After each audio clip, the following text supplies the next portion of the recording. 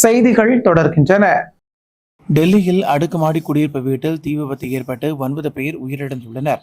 விவேக் விஹார் என்ற பகுதியில் உள்ள அடுக்குமாடி குடியிருப்பில் இந்த தீ விபத்து ஏற்பட்டது. ஏசி வெடித்ததில் இந்த தீ விபத்து ஏற்பட்டுள்ளதாக தகவல் தெரிவிக்கப்பட்டுள்ளது. எனினும் தீ கட்டுக்குள் கொண்டுவரப்பட்டுள்ளதாகவும் போலீசார் தெரிவித்துள்ளனர். டெல்லியின் ஷாரதா பகுதியில் உள்ள விவேக் விஹாரில் உள்ள 4 மாடி குடியிருப்பின் 2வது தளத்தில் இன்று அதிகாலை திடீரென தீப்பிடித்தது. இந்த தீ மிக விரைவாக கட்டிடம் முழுவதும் பரவியதால் குடியிருப்பில் இருந்தவர்கள் வெளியேற முடியாமல் சிக்கிக் கொண்டனர். தீ விபத்து குறித்து தகவல் கிடைத்ததும் தீயணைப்புத் துறையினர் 14 வாகனங்களுடன் நிகழ்விடத்துக்கு விரைந்து மீட்பு பணிகளை மேற்கொண்டனர். சுமார் 2.5 மணி நேர போராட்டத்துக்கு பிறகு தீ ஓரளவுக்கு கட்டுக்குள் கொண்டுவரப்பட்டது. இந்த விபத்தில் சிக்கி இதுவரை 9 பேர் உயிரிழந்துள்ளதாக தகவல்கள் வெளியாகியுள்ளன. மேலும் உயிரிழப்புகள் அதிகரிக்கலாம் எனவும் அஞ்சப்படுகிறது. இந்த விபத்தில் படுகாயமடைந்த சிலர் சிகிச்சைக்காக மருத்துவமனையில் அனுமதிக்கப்பட்டுள்ளனர். தற்போது தீ அணைக்கப்பட்டிருந்தாலும் கட்டிடம் முழுவதும் கரும்புகை சூழ்ந்துள்ளதால் மீட்பு பணியில் தொய்வு ஏற்பட்டுள்ளது. கட்டிடத்தின் மேல் தளங்களில் யாராவது சிக்கி உள்ளனரா என்பதை கண்டறிய தீ அணைப்பு வீரர்கள் தொடர்ந்து தேடுதல் பணியில் ஈடுபட்டு வருகின்றனர். ஏசி வெடித்ததில் தீ விபத்து ஏற்பட்டுள்ளதாக முதற்கட்ட தகவல் வெளியாகியுள்ளது. தொடர் விடுமுறையொட்டி உதகை பூங்காவில் சுற்றுலா பயணிகள் அதிகரித்து காணப்பட்டனர். மலைகளின் அரசு என்று அழைக்கப்படும் நீலகிரி மாவட்டம் உலக சுற்றுலா வரைபடத்தில் இடம்பெற்றுள்ள மாவட்டமாகும். மாவட்டத்துக்கு நாள்தோறும் அண்டை மாநிலங்களான கேரளா, கர்நாடகா மற்றும் தமிழகத்தின் பல்வேறு பகுதிகளில் இருந்து வெளி மாநிலங்களில் இருந்தும் ஆயிரக்கணக்கான சுற்றுலா பயணிகள் வருகை புரிகின்றனர். இவர்கள் உதகையில் உள்ள அரசு தாவரவியல் பூங்கா, நூற்றாண்டு ரோஜா பூங்கா, படகு இல்லம், தொட்டப்பட்டா மலைசிகரம் உள்ளிட்ட பல்வேறு சுற்றுலா தலங்களை கண்டு ரசித்து செல்கின்றனர். இந்நிலையில் தொடர் விடுமுறையொட்டி இன்று உதகையில் உள்ள உலக புகழ்பெற்ற அரசு தாவரவியல் பூங்காவில் சுற்றுலா பயணிகளின் கூட்டம் அதிகரித்து காணப்பட்டது. குறிப்பாக இங்கு நிலவும் இதமான காலநிலையை அனுபவித்தவாறு இயற்கை காட்சிகளை கண்டு ரசித்தும் பூங்காவில் உள்ள கண்ணாடி மாளிகையில் பூத்து குலுங்கும் பல்வேறு வண்ண வண்ண மலர்களை கண்டு ரசித்ததோடு செல்ஃபி மற்றும் புகைப்படம் எடுத்து மகிழ்ந்தனர். மேலும் பூங்காவில் உள்ள புல்வெளி மைதானத்தில் பெரியவர்கள் முதல் சிறியவர்கள் வரை விளையாடியும் ஓய்வெடுத்தும் விடுமுறையை கொண்டாடி வருகின்றனர். பரபரப்பான அரசியல் சூழலில் நடைபெறும் முக்கிய நிகழ்வுகளை சிறப்பு செய்தியாக பார்க்கலாம். மூன் நியூஸ் நேயர்களுக்கு வணக்கம். டெபாசிட் கூட கிடைக்காது, டெபாசிட் காலி என்பது போன்ற வார்த்தைகளை கேள்விப்பட்டிருப்போம். அப்படி என்றால் என்ன என்பதை இந்த சிறப்பு செய்தி தொகுப்பில் பார்க்கலாம். தமிழக சட்டமன்ற தேர்தலில் வாக்கு எண்ணிக்கை மே 4ஆம் தேதி வெளியிடப்பட இருக்கிறது. இதனிடையே நிறைய கட்சிகளை சேர்ந்தவர்கள் மாற்று கட்சியினரை பார்த்து உங்களுக்கு டெபாசிட் கூட கிடைக்காது என்று சொல்வதை காண முடிகிறது. தேர்தலில் போட்டியிட விரும்பும் நபர் மாவட்ட தேர்தல் ஆணையத்திடம் அதற்கான விண்ணப்பத்தை பெற்று தம்முடைய தகவல்களை விரிவான விவரங்களுடன் குறிப்பிட்டு தேர்தல் அதிகாரியிடம் வழங்க வேண்டும். இதைத்தான் நாம் வேட்புமனு தாக்கல் செய்கிறார்கள் என்று சொல்கிறோம். அதாவது மக்கள் பிரதிநிதித்துவ சட்டம் பிரிவு 1951 படி தேர்தலில் போட்டியிடும் நபர் குறிப்பிட்ட ஒரு தொகையை தேர்தல் ஆணையத்திற்கு வைப்பு தொகையாக, அதாவது டெபாசிட் தொகையாக வைக்க வேண்டும். பொழுதுபோக்கிற்காக வேட்புமனு செய்பவர்களின் எண்ணிக்கை அதிகரித்ததால் தான் இந்த முறையை தேர்தல் ஆணையம் நடைமுறைப்படுத்தியது. இதன் மூலம் உண்மையாகவே தேர்தலில் நிற்க விரும்புபவர்கள் மட்டும்தான் வேட்புமனு தாக்கல் செய்ய முடியும் என்பதை உண்மையாகவே தேர்தல் ஆணையம் நம்பியதால் இந்த முறை அறிமுகப்படுத்தப்பட்டது. இந்தியாவில் நடைபெறும் சட்டமன்ற தேர்தல், மக்களவை தேர்தல், உள்ளாட்சி தேர்தல் என அனைத்து தேர்தல்களிலும் இந்த நடைமுறையே பின்பற்றப்படும். அதே நேரம் தேர்தலை பொறுத்து டெபாசிட் தொகை மாறுபடும். அதாவது சட்டமன்ற தேர்தலில் ஒரு வேட்பாளர் போட்டியிடுகிறார் என்றால் 10,000 ரூபாயை டெபாசிட் தொகையாக செலுத்த வேண்டும். பட்டியலினம் மற்றும் பழங்குடியின சமூகத்தைச் சேர்ந்தவர் என்றால் அவர்களுக்கான சலுகையும் அதில் இருக்கிறது. 5,000 ரூபாய் மட்டும் செலுத்தினால் போதும். இது மக்களவை தேர்தலிற்கும் உள்ளாட்சி தேர்தலிற்கும் ஏற்றாற்போல் மாறுபடும். தேர்தல் முடிவுகள் வெளியான பிறகு போட்டியிட்ட வேட்பாளர்கள் அந்த தொகுதியில் பதிவான மொத்த வாக்குகளின் 1/6 பங்கு வாக்குகளை பெற வேண்டும் என்ற விதி உள்ளது. 1/6 பங்கிற்கும் குறைவான வாக்குகளை பெற்றால் அவர்களுக்கு டெபாசிட் தொகை திருப்பி வழங்கப்படாது. இதைத்தான் டெபாசிட் காலி, டெபாசிட் இழப்பு என்று சொல்கிறோம். தமிழ்நாட்டின் பல்வேறு பகுதிகளில் நடைபெற்ற நிகழ்வுகளை உங்க ஊர் செய்திகள் பகுதியில் தற்போது சுருக்கமாக பார்க்கலாம். மதுரையில் புதிய நீதி கட்சித் தலைவர் ஏசி சண்முகம் செய்தியாளர்களை சந்தித்தார். அப்போது பேசிய அவர், எடப்பாடி பழனிசாமி முதலமைச்சராவது உறுதி எனவும் மத்திய தொகுதியில் இயக்குநர் சுந்தர் சி அவர்கள் போட்டியிடுகிறார். அவர் அதிகமான வாக்குகள் வித்தியாசத்தில் வெற்றி பெறுவார் என்று கூறிய அவர், தவிக தலைவர் விஜய் எதிர்பார்த்ததை விட அதிகமான வாக்குகளை பெறுவார் என கூறினார். தமிழக சட்டமன்ற தேர்தலுக்கான வாக்கு எண்ணிக்கை நாளை நடைபெறவுள்ளது. இதனையொட்டி நெல்லை மாவட்டத்தில் உள்ள வாக்கு எண்ணும் மையம் அமைந்திருக்கும் பகுதியில் 3 அடுக்கு போலீஸ் பாதுகாப்பு போடப்பட்டுள்ளது. இந்நிலையில் நெல்லை மாநகர பகுதிகளில் பொதுமக்கள் எந்தவிதமான அச்சம் கொள்ள தேவையில்லை என்பதை வலியுறுத்தி நெல்லை மாநகர காவல்துறை சார்பில் மாநகரத்தின் முக்கிய பகுதிகளில் கொடி அணிவகுப்பு நடத்தப்பட்டது. நெல்லை சந்திப்பு காவல் நிலைய எல்லைக்குட்பட்ட டவுன் ஆர்ச் அருகில் இருந்து சிஆர்பிஎஃப் வீரர்கள் மற்றும் நெல்லை மாநகர காவல்துறையினர், ஆயுதப்படை காவலர்கள் என 500க்கும் மேற்பட்டோர் கலந்து கொண்டு கூடிய அணிவகுப்பு ஊர்வலம் நடைபெற்றது. இதில் நெல்லை மாநகர காவல்துறை துணை ஆணையாளர் மற்றும் காவல்துறை உயர் அதிகாரிகள் கலந்து கொண்டனர். நாளை வாக்கு எண்ணிக்கை நடைபெற உள்ள நிலையில் பொதுமக்கள் எந்தவித அச்சமும் அசம்பாவிதங்களும் ஏற்படாதவாறு பாதுகாப்புடன் வாக்கு எண்ணிக்கை நடைபெறுவதை வலியுறுத்தி தமிழக காவல்துறை பல்வேறு விழிப்புணர்வு நடவடிக்கைகளை மேற்கொண்டு வருகிறது. அதன்படி காஞ்சிபுரம் மாவட்ட காவல்துறை சார்பில் சட்டமன்ற தேர்தல் வாக்கு எண்ணிக்கை நடைபெறும் நிலையில் பொதுமக்கள் அச்சமின்றி பாதுகாப்போடு இருப்பதை உறுதி செய்யும் வகையில் காவல்துறையினரின் கொடி அணிவகுப்பு பேரணி காஞ்சிபுரத்தில் நடைபெற்றது. காஞ்சிபுரம் மாவட்ட போலீஸ் சூப்பரண்டு ஜவஹர் உத்தரவின் பேரில் கூடுதல் போலீஸ் சூப்பரண்டுகள், துணை போலீஸ் சூப்பரண்டுகள், இன்ஸ்பெக்டர்கள், சப் இன்ஸ்பெக்டர்கள் மற்றும் சட்ட ஒழுங்கு போலீசாரும், துப்பாக்கி ஏந்திய வெளிமாநில சிறப்பு காவல்படை போலீசார் என 200க்கும் மேற்பட்ட போலீசார் காஞ்சிபுரம் மாநகராட்சிக்குட்பட்ட 4 ராஜ வீதிகள் பகுதியில் பேண்ட் வாத்தியங்கள் முழங்க பொதுமக்களின் கவனத்தை ஈர்த்தவாறு கொடி அணிவகுப்பு பேரணியாக நடந்து சென்றனர். திருவண்ணாமலை மாவட்டத்தில் கடந்த சில மாதங்களாகவே பருவமழை மிக குறைந்த அளவே பெய்த நிலையில் மாவட்டத்தின் பல்வேறு பகுதிகளில் உள்ள ஏரிகள், கிணறுகள், அணைகள் உள்ளிட்ட பல்வேறு பகுதிகளில் நீர்த்தேக்கம் பகுதிகளில் நீர்மட்டம் குறைந்து காணப்பட்டது. இந்நிலையில் கடந்த 4 மாதத்துக்கு மேலாக திருவண்ணாமலை மாவட்டத்தில் மழை இல்லாத நிலையில் மாலை பலத்த இடியுடன் கூடிய மழை சுமார் 1/2 மணி நேரத்திற்கு மேலாக கொட்டி தீர்த்தது. இதனால் திருவண்ணாமலை மற்றும் சுற்றுவட்டார பகுதிகளில் வெப்பத்தின் தாக்கம் தணிந்து குளிர்ச்சியான சூழ்நிலை ஏற்பட்டதால் பொதுமக்கள் மகிழ்ச்சி அடைந்துள்ளனர். மயிலாடுதுறையில் பகுத்தறிவாளர் கழகம் சார்பில் புரட்சி கவிஞர் பாரதிதாசன் பிறந்தநாள் விழா மற்றும் தமிழ் வார விழா கொண்டாடப்பட்டது. இதில் சிறப்பு விருந்தினராக பங்கேற்ற மக்கள் கலை இலக்கிய கழகத்தின் புரட்சி பாடகர் கோவன் தற்போதைய அரசியல் சூழல் குறித்து பாடல்கள் மூலமாகவும் உரையின் மூலமாக கடுமையாக விமர்சித்து பேசினார். அப்போது தாய் தமிழுக்கு தாய் வீடு தமிழ்நாடுதான் அடையாளம், அதனை இழக்க ஒருபோதும் விடமாட்டோம் என எழுச்சியுடன் தனது உரையை நிறைவு செய்தார். திருப்பத்தூர் மாவட்டம் ஆலங்காயம் அடுத்த உமையப்ப நாயக்கர் பகுதியை சேர்ந்தவர் ரமேஷ், கவிதா தம்பதியினர்.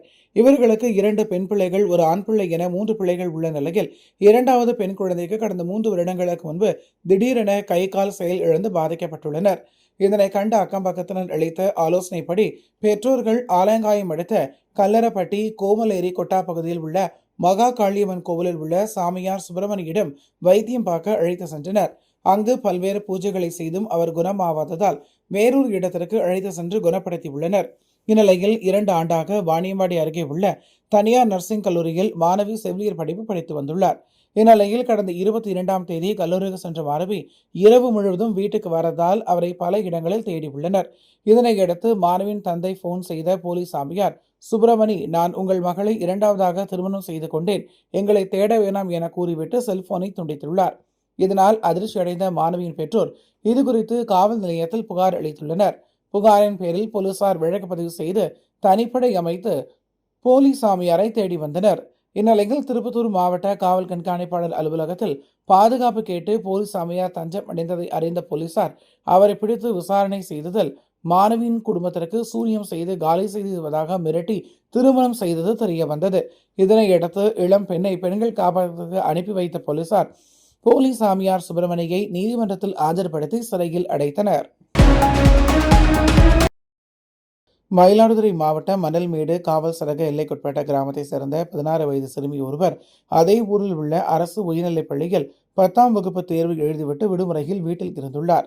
இந்நிலையில் கடந்த மாதம் 27ஆம் தேதி உடலில் மண்ணெண்ணெயை ஊற்றிக்கொண்டு தீக்குளித்தார். இதனையடுத்து இவரை மீட்ட பெற்றோர்கள் சிகிச்சைக்காக தஞ்சை அரசு மருத்துவக் கல்லூரி மருத்துவமனையில் அனுமதித்த நிலையில் 28ஆம் தேதி சிகிச்சை பலனின்றி உயிரிழந்தார். இதுகுறித்து சிறுமியின் தாய் காவல் நிலையத்தில் அளித்த புகாரில் தனது மகள் படிக்கும் அரசு உயர்நிலைப் பள்ளியில் ஆங்கில ஆசிரியராக பணியாற்றி வரும் திருவிடைமருதூரை சேர்ந்த கார்த்திகேயன் என்பவர் தனது மகளுக்கு அடிக்கடி போன் செய்து தொந்தரவு கொடுத்து வந்ததாகவும் அதனை தான் கண்டித்த நிலையில் தற்கொலை செய்து கொண்டதாகவும் புகார் தெரிவித்தார். இதன் பேரில் போலீசார் நடத்திய விசாரணையில் கார்த்திகேயன் அடிக்கடி சிறுமிக்கு போன் செய்தும் மெசேஜ் அனுப்பியும் பாலியல் ரீதியாக தொந்தரவு செய்தது தெரியவந்தது. இதனையடுத்து கார்த்திகேயனை கைது செய்த போலீசார் நீதிமன்றத்தில் ஆஜர்படுத்தி சிறையில் அடைத்தனர். தருமபுரி மாவட்டம் வெள்ளி சந்தை காரிமங்கலம் நெடுஞ்சாலை கருக்கநள்ளி கிராமத்தில் அரசு டாஸ்மாக் கடை இயங்கி வருகிறது. இங்கு பணிபுரியும் டாஸ்மாக் கடை ஊழியர்களுக்கு உதவியாக சூடப்பட்டி கிராமத்தை சேர்ந்த கரிமாறன் என்பவர் மகன் மாதேஷ் வேலை செய்து வந்துள்ளார். இந்நிலையில் இவர் மாலை வழக்கம் போல கடைக்கு மது பாட்டில்கள் இருக்கும் லாரி வந்து நின்றுள்ளது. அப்போது மாதேஷ் மற்றும் லாரியை ஓட்டி வந்த ஓட்டுநர் முருகேசன் ஆகியோர் மது பாட்டில்களை இறக்கும் பணியில் ஈடுபட்டுள்ளனர். அப்போது லாரியின் மேல் பக்கத்தில் சென்ற மின்சார கம்பி எதிர்பாராத விதமாக லாரியின் மீது உரசியதால் திடீரென தீப்பற்றி அங்கு மது பாட்டில்களை இறக்கிக் கொண்டிருந்த மாதேஷ் மற்றும் ஓட்டுநர் மீது மின்சாரம் பாய்ந்தது. இதில் மாதேஷ் நிகழ்விடத்திலேயே உயிரிழந்தார். இதனையடுத்து பலத்த காயமடைந்த ஓட்டுநரை மீட்ட அப்பகுதி மக்கள் சிகிச்சைக்காக அரசு மருத்துவமனைக்கு அனுப்பி வைத்தனர். இது தொடர்பாக நிகழ்விடத்துக்கு வந்த போலீசார் மாதேஷின் உடலை மீட்டு உடற்கூறாய்வுக்காக அரசு மருத்துவமனைக்கு அனுப்பி வைத்து வழக்கு பதிவு செய்து விசாரணை மேற்கொண்டு வருகின்றனர். கோவை மாவட்டம் தொண்டாமுத்தூர் அடுத்த விராலியூர் அருகே நரசீபுரம் பகுதியில் இருந்து கோயம்புத்தூர் நோக்கி இனோவா கார் வந்துள்ளது. அப்போது காந்திபுரம் நரசீபுரம் வழித்தடத்தில் சென்ற அரசு பேருந்து கார் மீது உரசியதில் காரின் ஒரு பக்க கண்ணாடி உடைந்துள்ளது. இதனையடுத்து இரு தரப்பினரும் வாக்குவாதத்தில் ஈடுபட்டு அது கைகலப்பாக மாறியுள்ளது. இந்த சம்பவத்தில் பேருந்து நடத்துனருக்கு ஆதரவாக வந்த இருவருக்கும் சிறிய காயம் ஏற்பட்டது. பின்னர் இதுகுறித்து தகவல் அறிந்து வந்த தொண்டாமுத்தூர் காவல்துறையினர் இரு தரப்பினரையும் பிடித்து விசாரணை மேற்கொண்டனர். இதனையடுத்து அரசு பேருந்து நடத்துனர் ஓட்டுநரை தாக்கியவர்கள் மீது நடவடிக்கை எடுக்க கோரி 10 அரசு பேருந்துகளை தொண்டாமுத்தூர் காவல் நிலையம் முன்பு சாலையில் நிறுத்தி பொதுமக்கள் அரசு பேருந்து ஓட்டுநர்கள் முற்றுகையிட்டதால் பரபரப்பு ஏற்பட்டது. சென்னை வேளச்சேரியில் உள்ள அட்வென்ட் கிறிஸ்தவ மகா சபையில் 2 ஆண்டுக்கு ஒருமுறை நடைபெறும் தேர்தல் இன்று காலை நடைபெற்றது. அங்கு பரபரப்பான சூழ்நிலை ஏற்பட்டதால் போலீசார் பாதுகாப்பு பணியில் அதிக அளவில் ஈடுபட்டனர். உயர்நீதிமன்ற ஓய்வு பெற்ற நீதிபதி சுந்தரம் அவர்கள் முன்னிலையில் நடைபெற்ற தேர்தலில் நேர்மையாக தேர்தல் நடத்தப்படவில்லை என கூறி பலர் வாக்களிக்காமல் தேர்தலை புறக்கணித்து பெரும்பான்மையான மத போதகர் மற்றும் ஊழியக்காரர்கள் வெளிநடப்பு செய்தனர். இது தொடர்பாக நீதிமன்றம் தலையிட்டு உரிய ஆவணங்களை பரிசீலனை செய்து முறையாக தேர்தலை நடத்த வேண்டும் என அவர்கள் கோரிக்கை விடுத்துள்ளனர். நீலகிரி மாவட்டத்திற்கு கன்னியாகுமரி மாவட்டம் கருங்கல் பகுதியைச் சேர்ந்த 25 பேர் சுற்றுலா வந்துள்ளனர். வாகனத்தை ஓட்டுநர் சுகின் என்பவர் இயக்கி வந்துள்ளார். உதகையில் உள்ள சுற்றுலா தலங்களை சுற்றி பார்த்துவிட்டு மாலை கோத்தகிரி வழியாக மேட்டுப்பாளையம் சென்று கொண்டிருந்தனர்.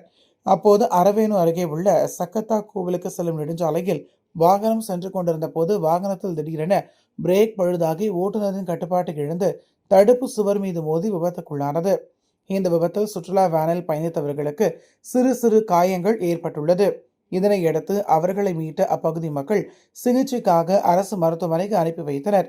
இது தொடர்பாக காவல்துறையினர் வழக்கு பதிவு செய்து விசாரணை நடத்தி வருகின்றனர். கரூரில் கடந்த ஒரு வார காலமாக செஞ்சுரி வெயில் அடித்து வெயிலின் தாக்கம் அதிகரித்து காணப்படுகிறது. இதனால் பொதுமக்கள் மிகவும் சிரமமடைந்த நிலையில் திடீரென மாலை நேரத்தில் மிதமான சாரல் மழையுடன் சுமார் 1 மணி நேரம் புலியூர் வடக்குப்பாளையம் காந்தி கிராமம் ராயனூர் தாந்தோணிமலை ஆகிய பகுதிகளில் பலத்த காற்றுடன் கூடிய மிதமான சாரல் மழை பெய்தது. இதனால் வெப்பம் தணிந்து பொதுமக்கள் மகிழ்ச்சி அடைந்தனர். திருவள்ளூர் மாவட்டம் பெரியபாளையம் அடுத்த செந்தாங்காரணி கிராமத்தை சேர்ந்தவர்கள் விவசாயிகள் கஜேந்திரன், சாந்தி, குப்பன் இவர்கள் மூவரும் கும்மிடிப்பூண்டிக்கு திருமண நிகழ்ச்சிக்கு ஒன்றுக்கு சென்றுவிட்டு பின்னர் இருசக்கர வாகனத்தில் மூவரும் வீடு திரும்பியுள்ளனர். அப்போது பெரியபாளையம் அடுத்த ஆரணி அருகே இருசக்கர வாகனத்தின் மீது பின்னால் வந்த டிப்பர் லாரி ஒன்று பயங்கரமாக மோதியது. இதில் இருசக்கர வாகனம் நிலை தடுமாறி மூவரும் கீழே விழுந்ததில் லாரி டயர் மூவரது கால்கள் மீது ஏறி இறங்கியது. விபத்தில் சிக்கிய மூவரை மீட்ட அப்பகுதி மக்கள் சிகிச்சைக்காக பொன்னேரி அரசு மருத்துவமனைக்கு அனுப்பி வைத்தனர். இதில் படுகாயங்களுடன் கொண்டு செல்லப்பட்ட குப்பன் சிகிச்சை பலனின்றி உயிரிழந்தார். இது தொடர்பாக ஆரணி காவல்துறையினர் வழக்கு பதிந்து விசாரணை நடத்தி வருகின்றனர். திண்டுக்கல் மாவட்டம் நத்தம் கோவில்பட்டியை சேர்ந்த ஜீவானந்த மனைவி பவித்ரா. இவரது வீட்டின் கதவின் பூட்டை உடைத்து மர்ம நபர்கள் உள்ளே நுழைந்து பீரோவை உடைத்து செயின், வளையல், மோதிரம் உள்ளிட்ட 36 பவுன் தங்க நகைகளை திருடி சென்றனர். இதுகுறித்து தகவல் அறிந்து நிகழ்விடத்துக்கு வந்த புறநகர் டிஎஸ்பி சங்கர், நத்தம் காவல் நிலைய ஆய்வாளர் தமிழ்ச்செல்வன் மற்றும் காவலர்கள் விசாரணை மேற்கொண்டனர்.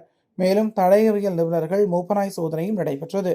இது தொடர்பான சிசிடிவி காட்சியில் 3 நபர்கள் 2 இருசக்கர வாகனங்களில் செல்வது பதிவாகியுள்ளது. இதன் அடிப்படையில் போலீசார் தீவிர தேடுதல் வேட்டையில் இறங்கியுள்ளனர். தஞ்சை மாவட்டம் கும்பகோணம் அருகே சுந்தர பெருமாள் கோவில் மணவாளப்பேட்டை தெருவை சேர்ந்தவர் தேசிங்கராஜா. இவர் சிவசேனா கட்சியின் தஞ்சை வடக்கு மாவட்ட தலைவராக உள்ளார். கடந்த 30ஆம் தேதி தாமரைக்குளம் தெருவை சேர்ந்த பெண் ஒருவர் இயற்கை உபாதை கழிப்பதற்காக சென்றபோது தேசிங்கராஜா அந்த பெண்ணின் முடியை பிடித்து இழுத்து தொல்லை அளித்ததாக கூறப்படுகிறது.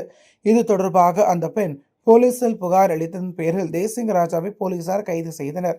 இதனிடையே கும்பகோணத்தை சேர்ந்த சமூக விரோதிகள் தேசிங்கராஜாவை கட்டைக்கால் தாக்கி அவர் கழுத்தில் அணிந்திருந்த 2 பவுன் தங்கச் செயினை பறித்து சென்றதாகவும், இதுகுறித்து போலீசார் நடவடிக்கை எடுக்கவில்லை என சிவசேனா கட்சியினர் சமூக வலைதளங்களில் கருத்துக்களை வெளியிட்டு வருகின்றனர்.